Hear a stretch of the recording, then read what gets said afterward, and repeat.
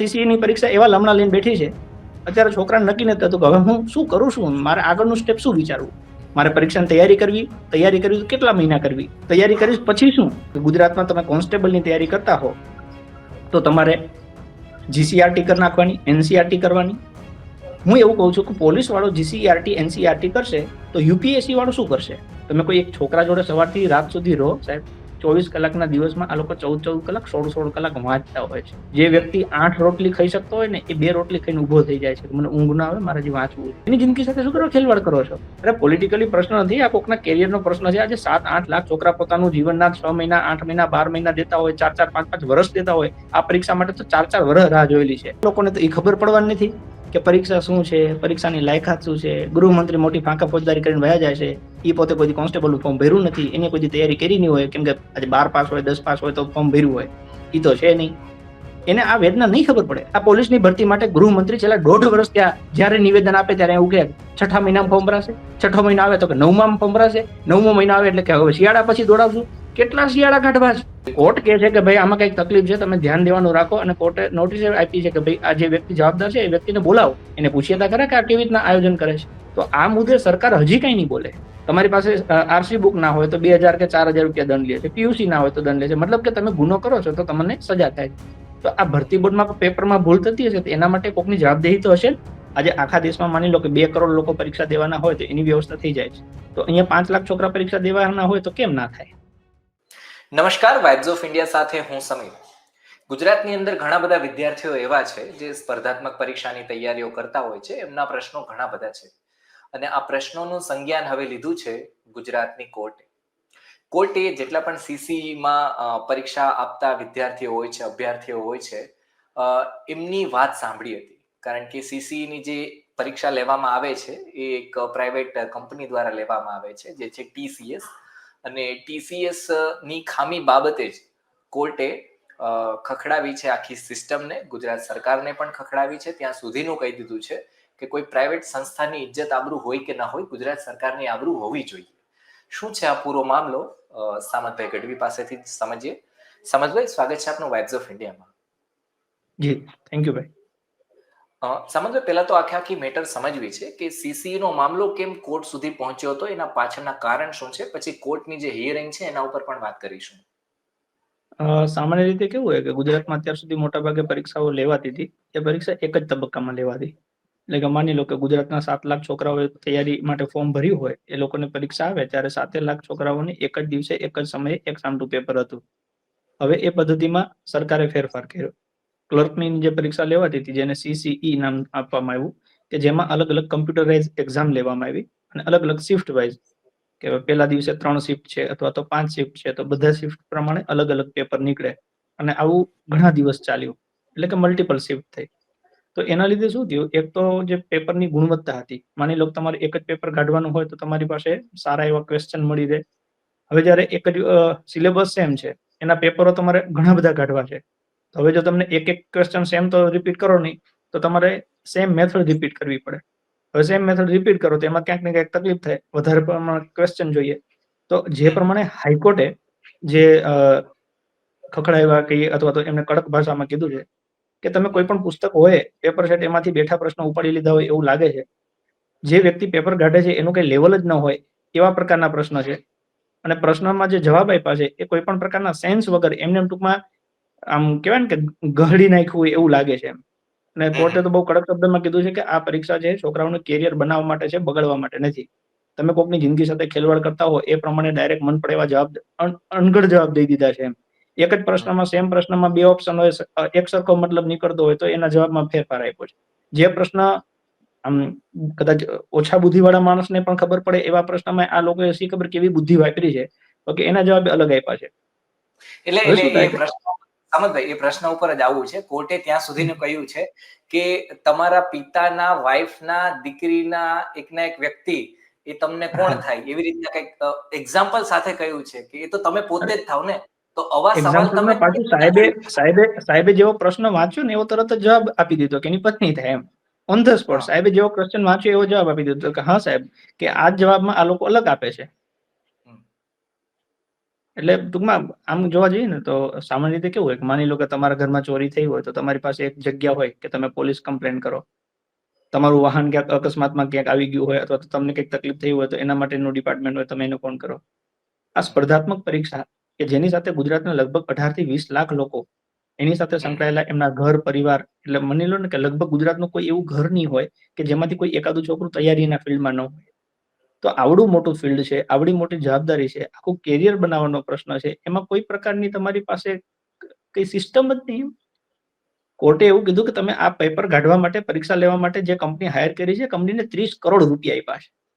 આ 30 કરોડ રૂપિયા એ કોઈના બાપાની જાગીરમાંથી નથી આવ્યા, આ લોકોના ટેક્સના પૈસા છે. બિલકુલ. બરાબર. તો કોર્ટે તો ત્યાં સુધી કીધું છે કે આ તમે 30 કરોડ રૂપિયા આપ્યા છે, તેને પૂછો તો ખરા કે આ પેપર કાઢે છે કોણ? એમ આવા બુદ્ધિજીવી લોકો એમની પાસે ક્યાંથી આવ્યા કે જેને કઈ જવાબ જ નથી? અને આ સરકાર છે એની કંપનીને દઈ દીધું તો એ લોકો પાછા કઈ આના માટે ડેડિકેશન રાખતા જ નથી, કઈ પૂછપરછ જ નહીં કે આડે ધડ મન પડે એમ રિઝલ્ટ આપ્યા છે. તમે જો નોર્મલાઇઝેશનમાં જે પ્રમાણે રિઝલ્ટ આપ્યા છે, છોકરાને ગળે જ નથી ઉતરતું આ. અને એવું નહીં કે ખાલી ગુજરાતમાં, તમે અત્યારે જો બીજા બધા રાજ્યમાં, બિહારમાં આ ધબધબાટી હાલે છે. તો મતલબ કે કંઈક તો વાંધો હશે ને. આજે ખાલી આપણે ગુજરાતમાં માની લો કે આવી કંઈક વાત કરીએ ને કોઈ પોલિટિકલી વાત કરે, ઓકે, સરકારમાંથી તો કોઈ બોલે એમ છે નહીં. ઓકે, સામેથી ધારો કે તમે આજે મને પૂછો છો તો હું આ વિશે વાત કરું તો એ મુદ્દો ડાયરેક્ટ પોલિટિકલી બનાવી દે છે. અરે પોલિટિકલી પ્રશ્ન નથી, આ કોકના કેરિયરનો પ્રશ્ન છે. આજે 7-8 લાખ છોકરા પોતાનું જીવનના 6 મહિના, 8 મહિના, 12 મહિના દેતા હોય, 4-4, 5-5 વર્ષ દેતા હોય. આ પરીક્ષા માટે તો 4-4 વર્ષ રાહ જોયેલી છે. હવે 4 વર્ષે પરીક્ષા આવે, પરીક્ષામાં ઠેકાણું ના હોય. જે છોકરું પાસ થવાનું હોય ના પાસ થાય, ના પાસ થવાનું હોય પાસ થાય. કરવું શું? જાવું ક્યાં? કોને કેવું? હવે માની લો કે છોકરા આવું કહે તો આપણે એવું કહીએ કે છોકરા મહેનત ન કરી એટલું કહેતા છે. અમે એવું કહીએ તો કે ક્લાસીસ સંચાલક વાળા આવું કહે છે. હવે તો આ કોર્ટ કહે છે. કોર્ટ કોના તરફેણમાં છે? કોર્ટ કહે છે કે ભાઈ આમાં કઈક તકલીફ છે, તમે ધ્યાન દેવાનું રાખો. અને કોર્ટે નોટિસ આપી છે કે ભાઈ આ જે વ્યક્તિ જવાબદાર છે એ વ્યક્તિને બોલાવો, એને પૂછીએ તા ખરા કે આ કેવી રીતના આયોજન કરે છે. તો આ મુદ્દે સરકાર હજી કઈ નહીં બોલે. અને સામંતભાઈ, આ ખાલી એક પ્રશ્ન મામલે જ પ્રોબ્લેમ આવ્યો છે અને કોઈએ અરજી કરી હતી કે આવા તો ઘણા બધા પ્રશ્નો છે જે મામલે આવા છોકરાઓ છે? ઘણા બધા પ્રશ્નો છે. ખાલી પ્રશ્નના જવાબ સ્વરૂપે નથી, એના પછી માર્ક્સ આવ્યા છે, એમાં ઘણાના નામ આવ્યા છે, નામમાં ફેરફાર છે. ઓકે, મલ્ટિપલ ક્વેરીઝ છે. કોઈ એક ક્વેરી જ નથી. અને એ પાછી ક્વેરી એવી છે કે બુદ્ધિ વગરનો માણસ હોય ને એને ખબર પડી જાય કે આ ખોટી છે ને ભૂલ છે, છતાં એ લોકો સ્વીકારવા તૈયાર નથી થતા. હવે માની લો કે જે આમાં પ્રિલિમ અને મેન્સ 2 એક્ઝામ છે. હવે પહેલી પરીક્ષામાં જે છોકરા પાસ થયા છે એ લોકોને ડાયરેક્ટ ઓન ધ સ્પોટ કહી દે કે હવે તમે બીજી પરીક્ષા માટે તૈયાર થઈ જાઓ. હવે 10 દિવસમાં એવી રીતે બીજી પરીક્ષા માટે છોકરું કઈ રીતના તૈયાર થાય? કંઈક નિયમ તો, સિસ્ટમ તો તમારી પાસે હોવી જોઈએ ને. પછી માની લો કે એક જ ક્વેશ્ચન છે, એક વ્યક્તિને સાચો આપે અને બીજા વ્યક્તિને ખોટો આપે, એવું કઈ રીતે બને? એટલે મૂળ શું છે કે આમાં કોઈ જવાબદાર વ્યક્તિ હોવું જોઈએ. આજે તમે ભરતી બોર્ડ બનાવ્યું છે, ભરતી બોર્ડના અધ્યક્ષ એટલે સાહેબ આઈએએસ અધિકારી હોય. એ માણસની કાંઈક તો જવાબદારી હોય ને. જે વ્યક્તિ આઈએએસ અધિકારી છે એનું કામ જ છે આ પરીક્ષા લેવાનું, તો એ વ્યક્તિની કાંઈક તો જવાબદારી હોય ને. હવે એ ડાયરેક્ટ એકબીજા ઉપર ઢોળી દે છે. ભરતી બોર્ડના અધ્યક્ષ કહે છે કે ભાઈ કંપની કરે છે, કંપની કહે છે કે અમને આ અધ્યક્ષ આવી રીતના કહે છે. મૂળ પીસાય કોણ આમાં? છોકરું, છોકરાના માતા પિતા, છોકરાનો પરિવાર. અને તમે એમના જોડે એક દિવસ રહો ને તો તમને ખબર પડે કે આ લોકો કેટલી પીડા ભોગવે છે. તમે કોઈ એક છોકરા જોડે સવારથી રાત સુધી રહો સાહેબ, 24 કલાકના દિવસમાં આ લોકો 14 કલાક, 16 કલાક વાંચતા હોય છે. જે વ્યક્તિ 8 રોટલી ખાઈ શકતો હોય ને એ 2 રોટલી ખાઈને ઉભો થઈ જાય છે. મને ઊંઘ ના આવે, મારે હજી વાંચવું છે.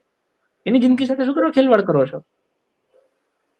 અને હું એવું કઉ છું કે આખું ભરતી બોર્ડ છે અત્યાર સુધી પેપર કાઢી શકતું હતું, તો હવે એમને પ્રાઇવેટ કંપની શું કરવા રાખવી પડી? અને જો પ્રાઇવેટ કંપનીની જ પેપર કાઢવાનું હોત તો આ ભરતી બોર્ડ આખું શું કામ કરવાનું છે? એવું તો નથી કે એ લોકો સેવા કરવા આવે છે. આજે આખું ભરતી બોર્ડ છે, એ લોકો પગાર લેતા હશે, એમની કંઈક જવાબદારી હશે.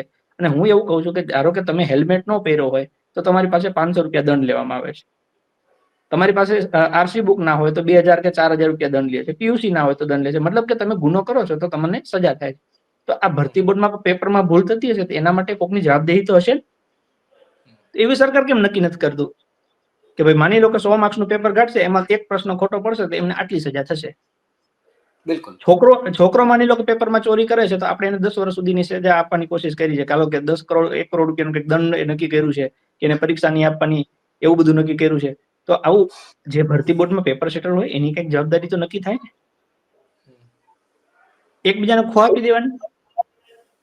સમતભાઈ, એક વસ્તુ પૂછવી છે, કારણ કે તમે આ ફિલ્ડથી ઘણા વર્ષોથી જોડાયેલા છો અને આ પહેલી વાર નથી કે આવી રીતના તકલીફ આવી હોય.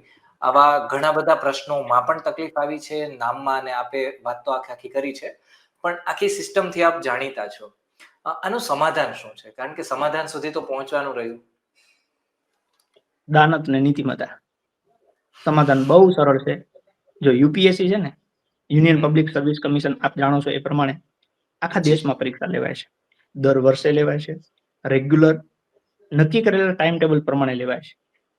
તો આખા દેશમાં જે સિસ્ટમ ડેવલપ થઈ શકતી હોય એક રાજ્યમાં કેમ ના થઈ શકે? આજે આખા દેશમાં માની લો કે 2 કરોડ લોકો પરીક્ષા દેવાના હોય તો એની વ્યવસ્થા થઈ જાય છે. તો અહીંયા 5 લાખ છોકરા પરીક્ષા દેવાના હોય તો કેમ ના થાય? ક્યાંક દાનતનો પ્રશ્ન છે. બીજા નંબરમાં કે ગુજરાતનો સૌથી મોટો યુવાધન 18 વર્ષથી લઈ અને લગભગ 38 વર્ષના 20 થી 25 લાખ છોકરા એવા હશે જે કોઈ ને કોઈ તૈયારી કરે છે. આ જે પણ પ્રકારની તૈયારી કરે છે એનું કોઈ આયોજન જ નહીં. આજે માની લો કે ચૂંટણી છે તો આપણને ખબર છે કે વિધાનસભાની ચૂંટણી દર 5 વર્ષે થાય છે. તો નક્કી જ છે 5 વર્ષ પૂરા થશે, ચૂંટણી થશે, જે લોકોની ઈચ્છા હશે એ લોકો આમાં ભાગીદાર થશે અને જે ચૂંટણી પતી જશે, પરિણામ આવશે, 5 વર્ષ ભોગવશે. હવે એમાં કોઈ પણ પ્રકારની લાયકાત નથી. હવે જો એ સેવા હોય તો આ લોકો પગાર શેનો લે છે? પગાર તો લે છે 5 વર્ષની સેવાનું આખી જિંદગી પેન્શન લે છે, અને કોઈ પુરુષ હોય એ મરી જાય તો એની પત્ની પેન્શન લે છે. એની સામે આ ધારો કે સ્પર્ધાત્મક પરીક્ષા છે તો એમાં કોઈ ઠેકાણું નહીં. હવે અત્યાર સુધી માની લો કે કોન્સ્ટેબલ, એએસઆઈ, પીએસઆઈ આવી રીતના એક્ઝામ આવતી હતી. અચાનક જ આ લોકોએ કહી દીધું કે હવે એએસઆઈ ની સીધી ભરતી નહીં થાય. તો તમે કદાચ 2 વર્ષથી એએસઆઈ માટે તૈયારી કરતા હો તો તમારે એ 2 વર્ષ હવે ક્યાં નાખવાના? તો તમે જ્યારે લાસ્ટ એએસઆઈ ની પરીક્ષા લેવાની હતી ત્યારે જ કહી દીધું હતું કે હવે આ છેલ્લી પરીક્ષા છે, હવે એએસઆઈ ની ભરતી નહીં થાય. તો કોઈ વ્યક્તિ પોતાની જિંદગીના 2 વર્ષ એમાં તો ન નાખ્યા હોત ને. પીઆઈ ની ભરતી થતી હતી બરાબર, સીધી પીઆઈ ની ભરતી ડાયરેક્ટ બંધ કરી દીધી. હવે કોઈ 3 વર્ષથી પીઆઈ ની તૈયારી કરતું તેને શું કરવાનું? શિક્ષકો માટે ચૂંટણીની જાહેરાત થઈ એની અડધી કલાક પહેલા જાહેરાત કરી હતી કે ગુજરાતમાં શિક્ષકોની ભરતી કરીશું. ચૂંટણી પતી ગઈ, 2 વર્ષ ત્યાં છોકરાઓને રોડ ઉપર રજીસ્ટર ઢહણે છે. આતંકવાદીને કદાચ આવી તો લગભગ પેલી હેરાનગતિ નહીં થઈ હોય. એને કદાચ ગાડીઓમાં બેહાડીને ફેરવે છે. છોકરા તમે તો સમજ્યા, દીકરીઓને તમે 4 જણા હાથ ને પગ ટીંગાટોળી કરીને રોડ ઉપર ઢહણો છો. એ તે નોકરી માટેની ભીખ માંગે છે. તમે એવું કીધું કે ગ્રેજ્યુએશન જોઈએ, એની ગ્રેજ્યુએશન કર્યું. તમે એને કીધું કે બીએડ કરેલું હોવું જોઈએ, એની બીએડ કર્યું. 1 વર્ષનું બીએડ તમે 2 વર્ષનું કર્યું, એની 2 વર્ષ પૂરા કર્યા. એના પછી તમે કીધું ટેટ 1 દેવી પડે, ટેટ 2 દેવી પડે, ટાટ દેવી પડે, તમે કીધું ઈ દીધી. તમે 10 દિવસ પહેલા એવું કીધું કે હવે પ્રિલિમ તમારે મેન્સ લખવી પડશે. છોકરાએ મેન્સ લખી. તમે માઇકે એના કરતા વધારે માર્ક્સ આપ્યા તો તમે સાલો ભીખ આપો છો? હજી એને ઢાણો છો તમે? કોઈ સિસ્ટમ જ નહીં.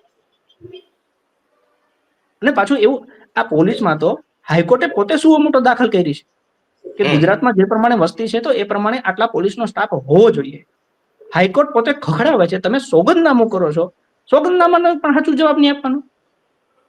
એક જ ભરતી છે, હજી પૂરી નથી થઈ. આ પોલીસની ભરતી માટે ગૃહમંત્રી છેલ્લા 1.5 વર્ષ ત્યાં જયારે નિવેદન આપે ત્યારે એવું કહે 6ઠા મહિનામાં ફોર્મ ભરાશે, 6ઠો મહિનો આવે તો કે 9માં ફોર્મ ભરાશે, 9મો મહિનો આવે એટલે કે હવે શિયાળા પછી દોડાવશું. કેટલા શિયાળા કાઢવા છે? ફોર્મ ભરાઈ ગયા પછી એવું કીધું હતું કે ભાઈ નવેમ્બરની આસપાસ રનિંગ ચાલુ થશે. નવેમ્બર ગયો, ડિસેમ્બર નાખ્યું, હવે ડિસેમ્બર જાય, જાન્યુઆરી આવશે. ભાઈ તમે એક દિવસ આની પરિસ્થિતિ તો જુઓ. આ છોકરાઓ બિચારા બહાર તૈયારી કરતા હોય, મહિને 10-10, 15-15 હજાર રૂપિયાનો ખર્ચો હોય છે. આ લોકોને નથી ખબર કે આના પૈસા ક્યાંથી આવે છે. એના બાપા મજૂરી કરીને એક મહિનાના ભેગા કરતા હોય કે આ મહિનો કદાચ કાઢી લઉં ને તો આવતા મહિને પરીક્ષા આવી જાય. એ મહિનાની જગ્યાએ વરહ નીકળી જાય છે. આર્થિક રીતે, માનસિક રીતે છોકરું તૂટી જાય છે. અને પાછા એમાં પેપર એવા કાઢે 40 માર્ક્સ 100 માંથી મિનિમમ લાવવાના હોય. તમે જોજો, 100 માંથી 40 માર્ક્સ મિનિમમ લાવવાના હોય તો તમે પાસ. હવે એની જગ્યાએ મેરિટ 32 અટકે અને 32 વાળો નોકરી કરે. મતલબ કે તમે પેપરનું લેવલ એ સ્તરે પહોંચાડી દો છો કે 100 માંથી 40 નો આવે. હવે તમને 40% તો તમે તો પાસ થવાનો ક્રાઇટેરિયા શું કરવા રાખો છો? અને 32 માર્ક્સ તમે પાછા લઈ લો છો. મતલબ કોઈ પ્રકારનું આમ સેન્સ ના બનતું હોય ને એવું બને. એમ ઓલું અમુક હવે આમ એમ બોલવાની મર્યાદા રાખવી પડે છે કે શું સમજાવું એમ. આ લેવલે તમે આજે આવડા મોટા માસને તમારે કોન્સ્ટેબલ જોઈએ છે. આજે સમીરભાઈ એક સિમ્પલ વસ્તુ છે, મારે એક મજૂરની જરૂર છે. મજૂરનું કામ મારે શું છે તો કે ભાઈ મારે ગાડી ચલાવડાવવાની છે. તો મારે એને પૂછવું પડે ભાઈ તમને ગાડી ફાવે છે? તમારી પાસે ડ્રાઇવિંગ લાયસન્સ છે? એ હા પાડે તો પછી મારે એમને કામ સોંપી દેવાનું હોય. તમે એવું કહો છો કે પોલીસની તૈયારી કરો છો? તો કે હા. 12 પાસ જોઈએ? તો કે હા. અને 12મા ધોરણનું લેવલ જોઈએ.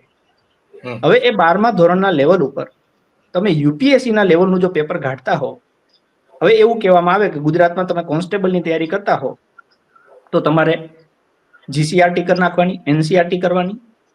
હું એવું કહું છું કે પોલીસ વાળો જીસીઆરટી એનસીઆરટી કરશે તો યુપીએસસી વાળો શું કરશે? તમારે પોલીસ જોઈએ છે તો પોલીસની મર્યાદામાં રહો ને બાપા. તમારે યુપીએસસી ની આ છોકરો કોન્સ્ટેબલની તૈયારી શું લેવા કરતો હશે? એને યુપીએસસી ફોર્મ ભરતા નહીં આવડતું હોય? એને ખબર છે કે ભાઈ મારું લેવલ જ આ પ્રમાણે છે, મને કોન્સ્ટેબલ મળે એટલે બહુ થઈ ગયું. ગામડાનો છોકરો બિચારો માંડ 12 પાસ થયો હોય, એ યુપીએસસી નું સપનું એને ઊંઘમાં આવે ને તો ઊંઘ ઉડી જાય છે. હવે એવા પ્રશ્નો તમે પેપરમાં પૂછી નાખો, છોકરાનું મોરલ ન તૂટી જાય? જે છોકરું 10મા ધોરણ પછી આર્ટ્સ રાખે, શું કરવા ખબર છે? એને ગણિત અને રીઝનિંગ નથી આવડતું એટલે આર્ટ્સ રાખે. હવે અત્યારે માની લો કે કોન્સ્ટેબલ પીએસઆઈ ની પરીક્ષામાં આ લોકોએ એવું કીધું કે તમારે એક પેપર 200 માર્ક્સનું આપવાનું, એમાં 30 માર્ક્સનું ગણિત હશે, 30 માર્ક્સનું રીઝનિંગ હશે અને 20 માર્ક્સનું ગુજરાતી. એમ કરીને 80 માંથી તમારે 40% ફરજિયાત લાવવાના. પીએસઆઈ તમારે બનવું હોય તો 100 માર્ક્સના 2, એમ કરીને 200 માર્ક્સનું એક પેપર આવશે, એમાં 50 માર્ક્સનું ગણિત, 50 માર્ક્સનું રીઝનિંગ. એ 100 માર્ક્સમાં તમે 40% લાવો તો જ તમે પાસ. હવે કદાચ કોઈને માની લો કે ગણિત નથી ફાવતું, ગણિત નથી ગણવું, આવો વર્ગ ગુજરાતમાં સૌથી મોટો છે. કદાચ 90% છોકરા આવા છે. તમે કદાચ રેન્ડમલી પૂછશો ને છોકરાઓને, 10 છોકરાને મળશો ને તો 9 એવું કહેશે કે મને ગણિત રીઝનિંગ નથી ફાવતું. અને રીઝનિંગ વિશે તો એવો છે કે જે લગભગ 1 થી 12 માં કે ભણવામાં નથી આવતો. તેમ છતાંય તમે 40% કમ્પલસરી લાવી દીધા છે. ઇનડાયરેક્ટલી તમે એના કરતા છોકરાને એવું કહી દો ને કે ભાઈ અમારાથી ભરતી નથી લેવાતી, અમારાથી સરકારી નોકરી અપાઈ શકે એવી નથી, તમે ધંધો ગોતી લ્યો. તો છોકરું બિચારું એની જિંદગીના 18 વર્ષથી 28 એટલે 10 વર્ષ આ ફિલ્ડમાં કાઢી નાખે છે. તમે વિચાર તો કરો, 10 વર્ષ જિંદગી, અને એક કાંઈ કાચી કામ ન લાગે કે 10 વર્ષના અંતે તમે એનો સરવાળો કાઢો ને કે તમને આ ક્યાં કામ આવશે, તો કે કાંઈ નહીં, 0. અને છેલ્લે એ પાછો ગમે કંઈક ધંધો ગોતશે. અને આપણે માનીએ છીએ કે ગુજરાતમાં 100% લોકોને રોજગારી ન મળે, 1 કે 2% ને મળે, તો એની વ્યવસ્થિત પેટર્ન તૈયાર કરી લો ને. કે કોઈ છોકરું 10 વર્ષ જિંદગીના શું કરવા બગાડી નાખે? તમે એક એવી એક્ઝામ લઈ લો કે એક્ઝામ પાસ થાય તો જ એને પરીક્ષા આપવાની, બાકી નહીં આપવા દેવાની. એટલે 1 વર્ષ છોકરું તૈયારી કરે, 2 વર્ષ કરે, 2 વર્ષમાં એક્ઝામ ક્લિયર ન કરે તો એને ખબર પડી જાય કે ભાઈ હું આ ફિલ્ડ માટે નથી, એ પોતાનું બીજું કંઈક ફિલ્ડ ગોતી લે.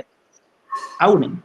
એને કંઈક ને કંઈક ચોંટાડી રાખો, એક પરીક્ષા, બીજી પરીક્ષા, ત્રીજી પરીક્ષા, એમ કરીને 18 થી 28 વર્ષ, છેલ્લે 35 વર્ષનો થાય ને, ફોર્મ ન ભરી શકે ને ત્યારે એ મૂકે ફિલ્ડ. એટલે જિંદગીના 10 થી 15 વર્ષ એ આશામાં વયા જાય છે કે મને નોકરી મળશે, મને નોકરી મળશે, મને નોકરી મળશે, અને એને મળવા નથી. બાકી નકર તમે કેલેન્ડર બનાવો, દર વર્ષે પરીક્ષાનું આયોજન કરો કે જે છોકરું 1 વખત આપે, બીજી વખત આપે, ત્રીજી વખત આપે, 3 વર્ષ પરીક્ષા આપે, પાસ ન થાય તો એ નક્કી કરી લે કે ભાઈ હું આ ફિલ્ડ માટે નથી જન્મ્યો, અને ફિલ્ડ બદલી નાખે. હવે આવા સીસીએમાં માની લો કે હાઈકોર્ટ આટલું ખખડાવે છે, સરકારને કહે છે કે તમે શું કરો છો, કંપનીને એવું કહે છે એટલે તમારી પાસે કઈ સિસ્ટમ છે? તમે પૈસા લીધા છે, મફત નથી કરતા. આ બધું આ પૈસા લોકોના ટેક્સના આવે છે. હવે આમાં સરકારે, આ અત્યારે આપણે જે ચર્ચા કરીએ છીએ, ખરેખર આ ચર્ચામાં કોને ઉતરવું જોઈએ? સરકારે ઉતરવું જોઈએ. બિલકુલ.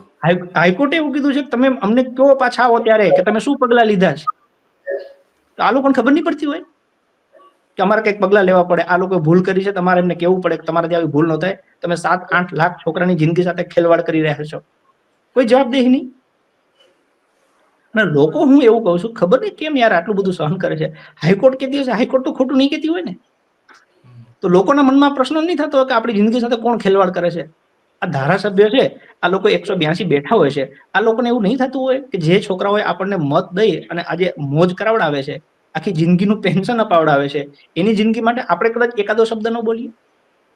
શિક્ષણ મંત્રીને કદાચ એવું પૂછવામાં આવે કે 2 વર્ષથી તમને આ છોકરાઓ છે ઓકે રોડ ઉપર ઢંઢાય છે, તો કે તમે 2020 પહેલાની પરિસ્થિતિ જો. એટલે એ 20 પહેલાની પરિસ્થિતિમાં બદલાવ કરવા માટે તો તમે મૂક્યો હતો ને. તમને ત્યાં કેમ લગ્ન માટે આમંત્રણ આપવામાં આવ્યું હતું કે આ છોકરાના લગ્ન છે, તમને એટલે જ મૂક્યો હતો જેથી તમે પરિસ્થિતિ બદલો. તમારે એની જ પરિસ્થિતિ રાખવાની છે. તો પછી આગળના તમારામાં ફેરશું.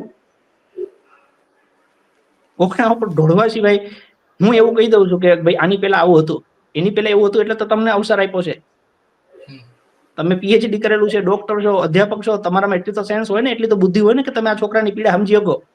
નકા હાથ અધર કરીને મૂકી દો કે અમારા ત્યાં નથી થાય એવું. ખાલી ખોટા શું કરો, કોકની જિંદગી સાથે ખેલવાડ કરો છો. હવે આ સીસીએની પરીક્ષા એવા લમણા લઈને બેઠી છે, અત્યારે છોકરાને નક્કી નથી થતું કે હવે હું શું કરું છું, મારે આગળનું સ્ટેપ શું વિચારવું. મારે પરીક્ષાની તૈયારી કરવી તો કેટલા મહિના કરવી, તૈયારી કરીશ પછી શું? અને હજી આ પ્રિલિમ છે, હજી મેન્સમાં જો ડખા થાય, આ મેન્સમાં લખવાનું આવશે ગ્રુપ એ વાળા જે છોકરા છે ને એનું. હવે માની લો કે કદાચ 25,000 છોકરા પેપર લખશે, આ પેપર ચેક કોણ કરશે? જીપીએસસી અને ડીવાયએસઓની પરીક્ષામાં ઓલરેડી અત્યારે હાઈકોર્ટમાં કેસ ચાલે છે. જી. અને આ નવું ગતકડું આવ્યું. ઓલા તો 5-5 હજાર પેપર હતા, આ તો 25,000 પેપર થશે.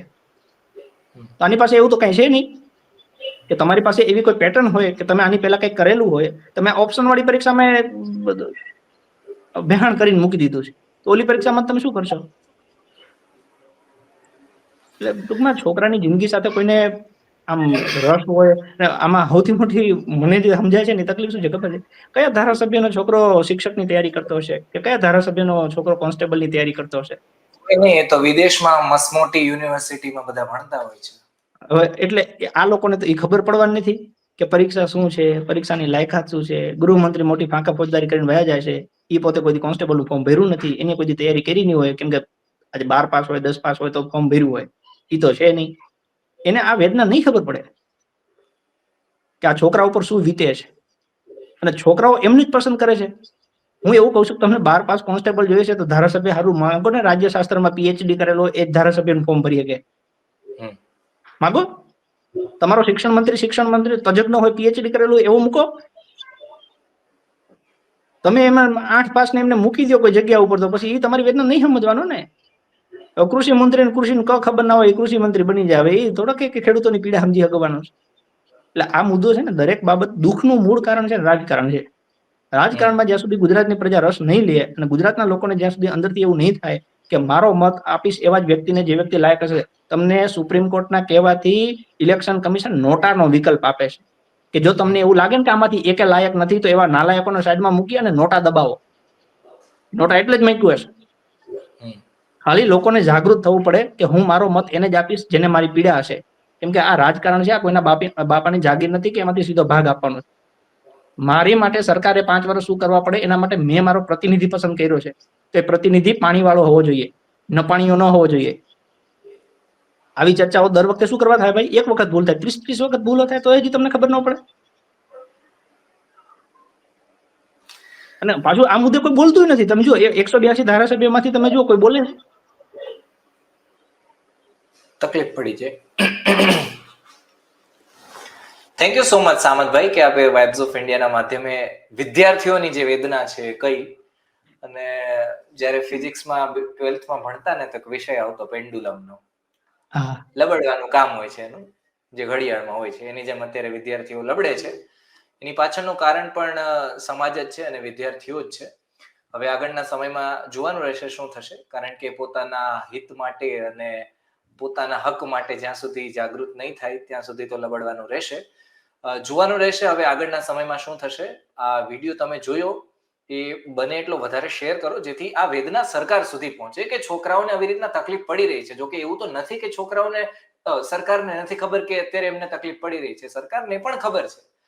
પરંતુ જે રીતના આપણે વાત કરીએ એ રીતના નિયત અને દાનત, હવે જો આ બે આવી જાય તો પછી બધા જ પ્રશ્નોનું સમાધાન આવી જશે. સામંતભાઈ, આપે આપનો કિંમતી સમય આપ્યો એ બદલ આપનો ખૂબ ખૂબ આભાર. જોવાનું રહેશે હવે આગળના સમયમાં શું થશે. બને તો આ મામલે કંઈક સમાધાન વગેરે થાય તો વધારે સારું, જેથી વિદ્યાર્થીઓની જિંદગી ન બગડે. કારણ કે એ અશોકથી લઈ અને અત્યારે ભૂપેન્દ્રભાઈ પટેલ સુધી ભણતા હોય છે અને માથાનું દહીં થઈ જતું હોય છે. દહીં એટલે બહુ અઘરું છે ભાઈ. આ શિયાળાની કડકડતી ઠંડીમાં તમારે રાત્રે 2 વગાડવા અને સવારે 5 વાગે પાછું ઉઠવું, એ તો જે એક દી ગાઢે ને એને ખબર પડે કે કેટલા વિહે હો થાય છે. અને પાછું આનું કઈ અંત નથી. એમ ચાલુ એકાદ વખત થઈ ગયું તો વાંધો નહીં, 2 વખત થયું હોય તો વાંધો નહીં, દર વખતે એક ને એક એકડો ઘૂંટવાનો. અને દર વખતે પાછું સેમ વસ્તુ, કે નવું આવતું બરાબર આપણે એમ થાય ઓકે હાલો આ ધ્યાનમાં નહોતો આવ્યું, એક ને એક વાર્તા જ છે, ઘૂંટે જાય છે. અને છોકરાઓ, મને એવું કદાચ લાગે છે કે સરકારે કદાચ આને ફેર એટલા માટે નહીં પડતો હોય કેમ કે છોકરાઓને કઈ બહુ ફેર પડતો નથી. આ તમે મેં ચર્ચા કરી કે આપણા બે વચ્ચે પતી ગઈ. હવે નહીં તો છોકરા કોકને તો પૂછે ને. આજે માની લો કે એક વિધાનસભામાં મારા ખ્યાલ પ્રમાણે 2 લાખ લોકો હોય. એક વિધાનસભામાં ઓછામાં ઓછા 2 લાખ વોટર હોય મિનિમમ. એ 2 લાખ વોટરમાંથી 20,000 તો છોકરા હશે કે નહીં હોય? તો 20,000 છોકરામાંથી 2,000 છોકરા ભેગા થઈને એના ધારાસભ્યને મળે કે ભાઈ અમારે ભરતી કેલેન્ડર જોઈએ છે. કઈ ભરતી ક્યારે આવશે, ક્યારે ફોર્મ ભરાશે, ક્યારે લેવાશે, ઓકે, એવો એક ચોક્કસ કાયદો હોવો જોઈએ. આવું ગુજરાતના 182 વિધાનસભામાંથી કદાચ હું તો કહું 200 છોકરા ભેગા થઈ અને એક જ દિવસે નક્કી કરે કે દરેક ધારાસભ્યને સવારે 10 વાગે મળવાનું છે અને એમને કહેવાનું છે કે અમારી માંગ આ છે કે ભરતી કેલેન્ડર હોવું જોઈએ. તમને શું લાગે છે, હોવું જોઈએ કે ન હોવું જોઈએ? જો એક ન હોવું જોઈએ તો તમારે આશા મૂકી દેવાની, હોવું જોઈએ તો પછી પૂરું કરો. હાલો, આટલું સિમ્પલ એક નાનો, તમારા એક દિવસની મુલાકાત તમારી આવનારી આખી પેઢી માટે એક સારી એવી પેટર્ન ઊભી કરી શકે. ખાલી એક દિવસ દેવો પડે. સાવ સિમ્પલ વસ્તુ છે. અને આ નવનિર્માણ પણ આ યુવાનોએ જ કર્યું હતું, પરંતુ હવે 3 અત્યારની વખત પેઢી અત્યાર સુધીના ગુજરાતના જેટલા ઇતિહાસ જોશો, જ્યારે છોકરા મેદાનમાં ઉતર્યા છે ને સાહેબ, સરકાર ગઈ છે. સરકારે ઝૂકવું પડ્યું છે. અને આવું ખાલી ગુજરાત નહીં, તમે ભારતમાં લઈ લ્યો, તમે કોઈ પણ આંદોલન લઈ લ્યો. અને કેમ કે એનું કારણ છે કે બાળક છે ને નિર્દોષ છે, વિદ્યાર્થી નિર્દોષ છે. ઓકે, એને કોઈ પાર્ટી કે પક્ષ સાથે લેવા દેવા નથી, એને તો પોતાના હિત માટે લેવા દેવા છે કે ભાઈ મારું હિત શેમાં છે, મારા હિત માટે કોણ લડે છે. અને જે છોકરાઓના હિત માટે લડ્યા છે, સરકારે એ છોકરાઓએ એમને માથે બેસાડ્યા છે. એવા દાખલા આપણે જોઈ શકીએ છીએ. પણ થોડુંક છોકરાઓએ જાગવું પડે એવું લાગે છે. જોવાનું રહેશે હવે આગળ શું થશે. હા, થેન્ક યુ સો મચ. જાગશે તો પેલા શું કહેવાય કે આવા પ્રોબ્લેમ બીજી વાર નહીં ફેસ કરવા પડે. બાકી આ તો પેલું કહેવાય ને કે રઘુકુલ રીત સદા ચલી આવી, એના જેવું ચાલુ થઈ ગયું છે કે કોઈ પરીક્ષા હવે જો એમને શાંતિપૂર્વક પતી જાય તો આપણને આશ્ચર્ય થાય એમ કે આ શાંતિથી કેમ પતી ગયું. Thank you so much Samatbhai, આપણે તમામ વિષય પર જી ભાઈ. વાતચીત રાખી. આપનો ખૂબ ખૂબ આભાર. Thank you so much.